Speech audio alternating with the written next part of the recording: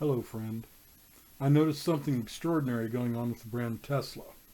There's a human behavior being exploited that if you don't know about it, it could ruin your life and it may even end up destroying the world. Have you ever had a discussion online, felt like you had a logical and reasonable opinion based in facts, only to have anyone with an opposing view act like you had lost your mind completely? Have you ever changed anyone's opinion in an online argument? Or do you always just end up walking away, feeling hurt, angry, and wondering how someone could be so blind? Changing people's perspectives and behaviors seems impossible, but Tesla has done just that.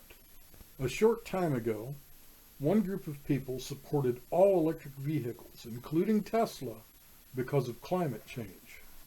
But now many of those people are destroying Teslas, destroying charging stations, protesting dealerships, and trying to prevent the people that they once urged to buy electric vehicles from buying Teslas. The other groups seem to be against all electric vehicles. They argued against government mandates for electric vehicles and cited many reasons why they thought electric vehicles were evil, from oil field workers losing their jobs to strip mining for battery components causing damage to the earth. Now everything is flipped. Those two groups have changed sides completely when it comes to Tesla. The people who were against Tesla now support it, and the once staunch supporters of electric vehicles have now turned their backs on Tesla. This is a fascinating development because climate science hasn't changed, and electric vehicles are still pretty much the same as they were 5 years ago.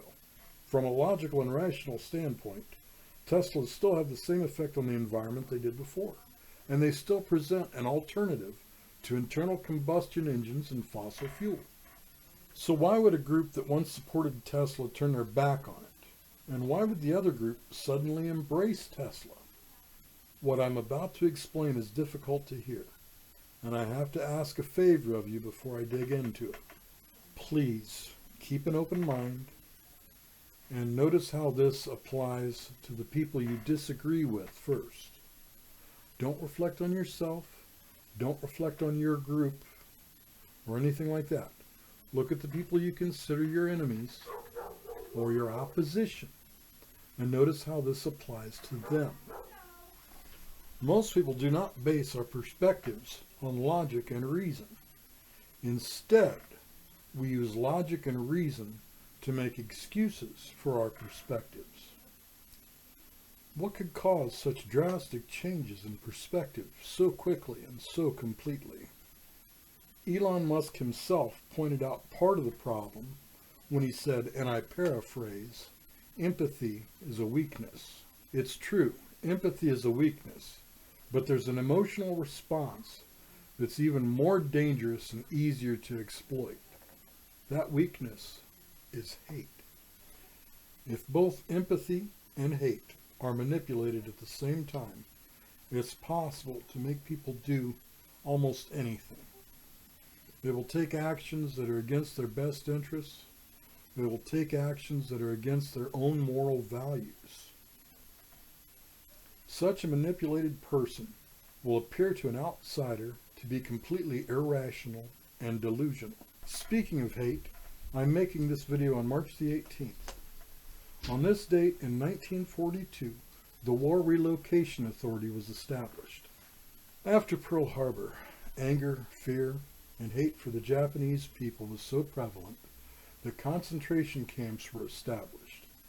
All Japanese Americans were to be held in these concentration camps until after the war, at which point they were to be returned to Japan. All of this was to be overseen by the War Relocation Authority. Back to the Tesla thing. Let me put this in simple terms. Right now there's a group of people who believe that climate change is the greatest threat to the earth.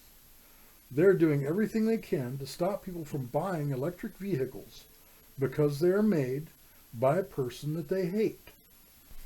Some are even risking jail time by vandalizing vehicles that are known to be covered in cameras and record everything that happens to them.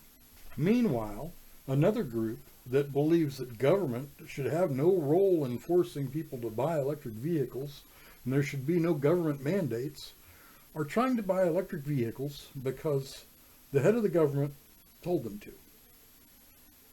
You can't make this up. It's common for people to say things like, the ends justify the means. Fight fire with fire. This all comes down to believing that whoever one hates is evil and is incapable of doing any good.